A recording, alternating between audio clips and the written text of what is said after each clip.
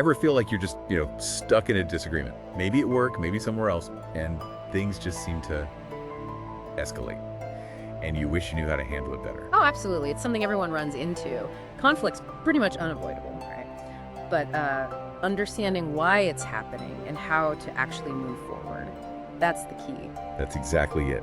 So for this deep dive, we've really focused and we went through some, frankly, fascinating material to pull out the core ideas, the practical stuff, to help you understand conflict better and, crucially, figure out how to resolve it. Think of it as getting you up to speed quickly but properly on handling those difficult moments. Yeah, whether it's something brewing in the office or, even a community issue. And the sources we've got lined up show a really interesting path. We kick off with a 2007 report. It's from the Public Advocate for New York City.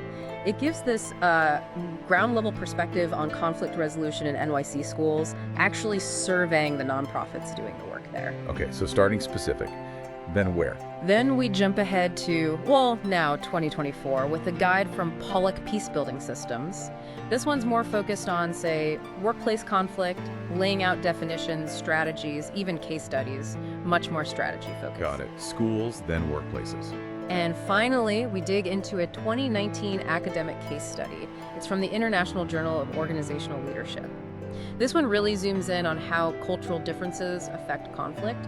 It's based on interviews at Near East University with Turkish, African, and Arab participants. Real experiences. Wow. Okay, so we're going from the specific, like NYC schools back then, to broader workplace tactics now, and then really drilling down into that huge factor, culture. Sounds like a journey. Definitely. It paints a pretty comprehensive picture. All right, let's dive in then. Part one. Those NYC schools back in 2007. What was the main takeaway from that Public Advocates report? Well, what really stood out even back then was this major gap, a real disconnect between what the NYC Department of Education said its goals were for school safety and what the organizations actually providing the conflict resolution and social emotional programs were experiencing. And these providers weren't happy. Far from it. They expressed, pretty deep dissatisfaction, especially in middle and high schools. I remember seeing the numbers of something like 85% of middle school providers and 86% in high schools felt the DOE policies just weren't cutting it. Like not addressing the kids' emotional needs or the root causes of violence. Exactly. Huge majorities. That's a really strong signal. And this wasn't the first time this concern came up, right? No, you're right. The report itself was actually triggered by an earlier one that had surveyed school administrators, and they were critical of the DOE's safety policies too. So you've got principals and external providers basically saying the same thing. A consistent message from the ground level. Yeah, and it wasn't like the DOE ignored these things completely in their official documents. Their discipline code did mention social emotional learning, conflict resolution. Ah, so the policy was there, kind of, but the implementation, Yeah. maybe the support, that was lacking. That seems to be the core issue, and the report draws a really critical line here. Failing to properly support these programs actually hurts efforts to improve academic achievement. Kids need to feel safe and emotionally grounded to learn effectively. It's foundational. That makes sense. The report mentioned some history too, didn't it? Like specific programs, RCCP. Right, the Resolving Conflict Creatively program, RCCP, it had a presence. There was even a central office for it within the Board of Ed at one point, but then it got shut down. Oh, signal shift. Seems like it. There was apparently some hope when a new school's chancellor came in, but it didn't quite lead to the revival supporters wanted. And then came this initiative, Operation Safe School. Okay, sounds proactive, But the report suggests it maybe framed conflict resolution more as a punishment, something you do after you get in trouble, rather than a skill you learn to prevent trouble. using it reactively, not proactively. That feels a bit off. It does. And then there's this weird data point. The DOE reported a drop in major crime in schools, but then later, there was a spike. So the approach wasn't sustainable, even though they were spending more on safety. It definitely raises questions about relying solely on sort of punitive measures versus addressing the underlying issues. The report also brings up some legislation around that time, DASA, and something about mental health. Yeah, the Dignity for All Students Act, DASA, and the Children's Mental Health Act both seem to signal a recognition that schools needed to be more supportive, safer environments. DASA was specifically about tackling harassment and bullying, and it passed even over a mayoral veto, which is telling. So, legislative pushback against purely punitive approaches. Kind of, though the Children's Mental Health Act, as I recall, was more voluntary for districts. But still, it showed the state was acknowledging the need for these social-emotional supports. And this all ties back to the evidence, right? The report cites research showing these programs actually work. Absolutely. There was that 1999 Columbia University study on RCCP, found kids in the program were less hostile in solving problems, and, get this, even did better in math. Math. That's interesting. Not the first connection you'd make. Right. And then there was a bigger study, a meta-analysis in 2005 by Durlak and Weisberg and others. They looked at tons of studies and found these programs had broad positive effects, attitudes towards school, behavior, even grades and test scores improved. Wow. So the evidence was pretty clear even back then. These weren't just nice-to-have programs. Definitely not. The report even had an anecdote, didn't it, about a principal? Yes. Mary Buckley Tatum at PS 217 in Brooklyn. She apparently saw a huge positive change at her school when they had RCCP running strongly before that central office support disappeared. It really shows the potential impact. A real-world example of it working. And they mentioned ESR Metro, I think they're called Morningside Center now. They were a longtime provider of RCCP. But once the central funding model changed, individual schools had to find money in their own budgets. Which must have been tough, especially with No Child Left Behind focusing so heavily on ELA and math scores. Exactly. That pressure often pushes things like social-emotional learning to the sidelines, even if they benefit everything else. It's a systemic issue. So, circling back to those survey results in the report, the providers' views on DOE policies were negative across the board, elementary, middle, high school. Pretty much, yeah. Overwhelmingly negative. The perception, especially at the high school level, was that conflict resolution, if available at all, was tied to discipline, rarely offered proactively, even to kids getting disciplined. And teacher training wasn't widespread either. Very limited, according to the report. Only a small fraction of teachers got DOE-provided training each year. Which is strange, because the report also said principals and teachers were generally supportive of these programs when outside groups offered them. Right. So there was interest, there was need at the school level, but the system-wide support just wasn't there from the DOE side, according to these providers. And finally, the zero tolerance issue. That clash fundamentally with restorative approaches. Yes, the providers saw those policies as directly contradicting the whole point of restorative justice and conflict resolution. Punishment versus understanding and repair, a very different philosophy. Okay, that paints a really clear, it's somewhat concerning picture of the situation in NYC schools around 2007. Let's shift gears now. Fast forward to 2024 and the Pollock Peacebuilding Systems Guide. How do they frame conflict resolution, especially in the workplace? It's quite different. They really position it not just as, stopping arguments, but as a mechanism for growth, for building understanding within teams and organizations. So seeing conflict as an opportunity, almost. In a way, yes. They also make some useful distinctions, like differentiating conflict resolution, finding that final solution from dispute resolution, which might be more formal, maybe involving HR or legal steps. Okay.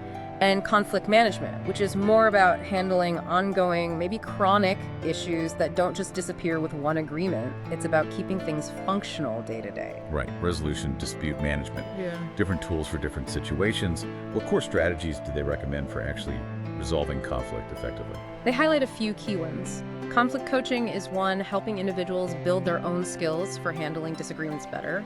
Then there's conflict resolution training for teams or whole organizations, often customized, setting ground rules, exploring different styles. Like how different people approach conflict. Exactly. Then specific communication training, really focusing on active listening, understanding emotions, and of course, mediation, bringing in that neutral third party to help guide the conversation. Makes sense. And they connect not resolving conflict to real business problems. Oh, definitely. They talk about tangible costs. Low morale, lack of trust, people not having clear goals, even lost sales. If internal issues spill over into customer interactions, it hits the bottom line. Do they give examples of this working? Yeah, they have some case studies, like Duran Chang at Choate Rosemary Hall training apparently boosted administrator morale. Nicole Wingfield at SUM used peaceful leadership training to build trust. Okay.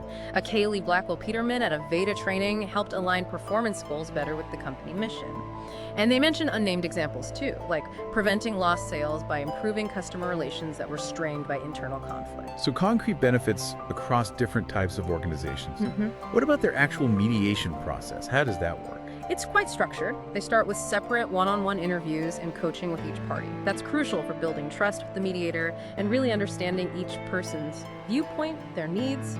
They emphasize listening skills here. So individual groundwork first. Right.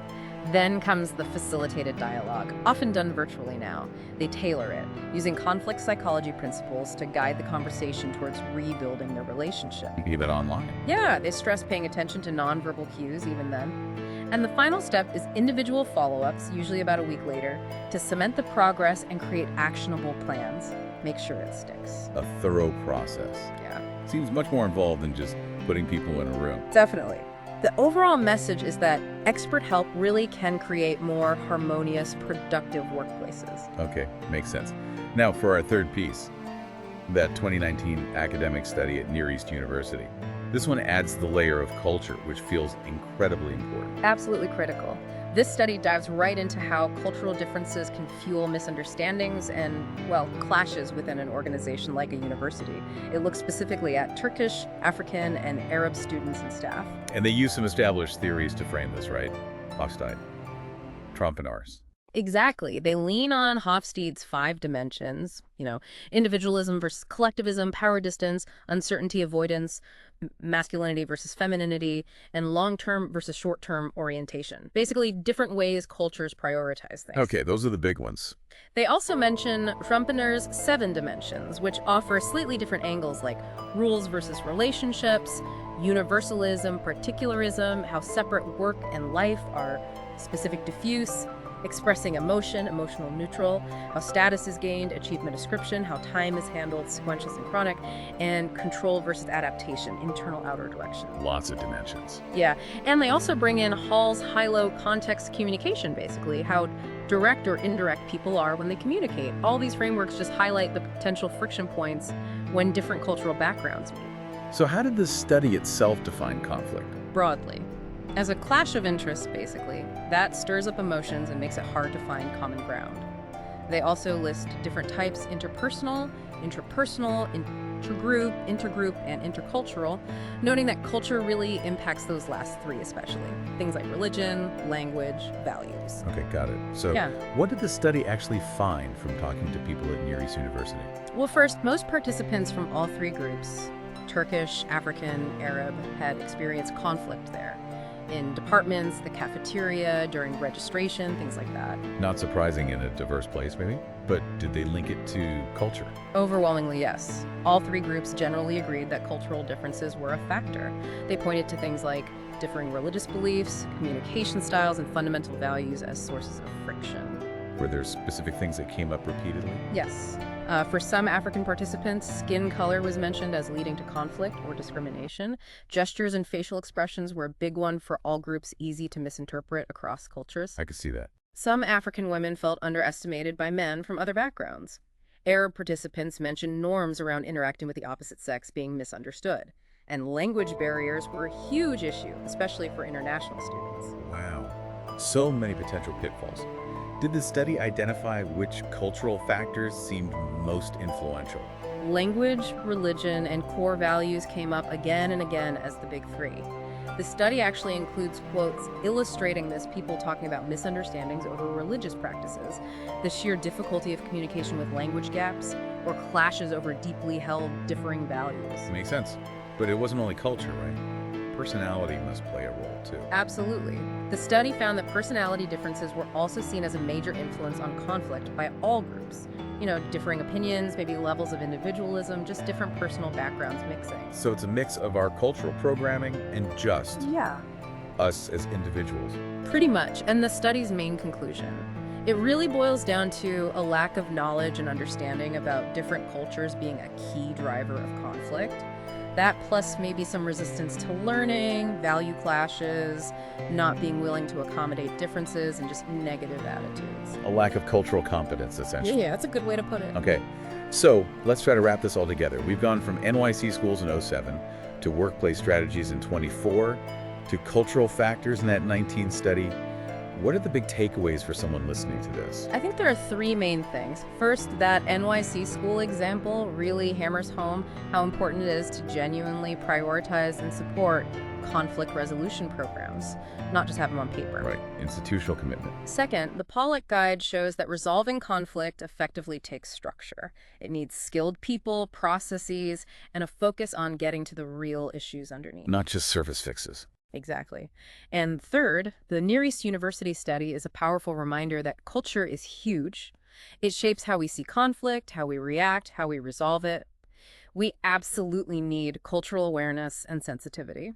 So hopefully you, our listener, now have a better feel for just how complex conflict is, but also the range of tools and perspectives we can use to navigate it, whether it's in schools, the workplace, or across cultural divides. Which leads to a final thought for you to maybe chew on. How can these insights from the schools, the workplace guide, the cultural study, how can they actually inform your approach to disagreements in your job, your community, your life? Yeah, what resonated most? Was it the need for better systems, Yeah. specific techniques, or maybe that reminder about cultural blind spots? Perhaps you could even dig a bit deeper. Look up those recommendations from the Public Advocate Report or the Thomas Kilmann model Pollack mentioned for conflict styles, or maybe explore Hofstede or Trompenaars more. Lots to think about. Definitely. Because ultimately, in this interconnected world we live in, getting better at understanding and resolving conflict, while it's not just useful, it's pretty essential for building better relationships and getting things done. Couldn't agree more. Thanks for taking this deep dive with us.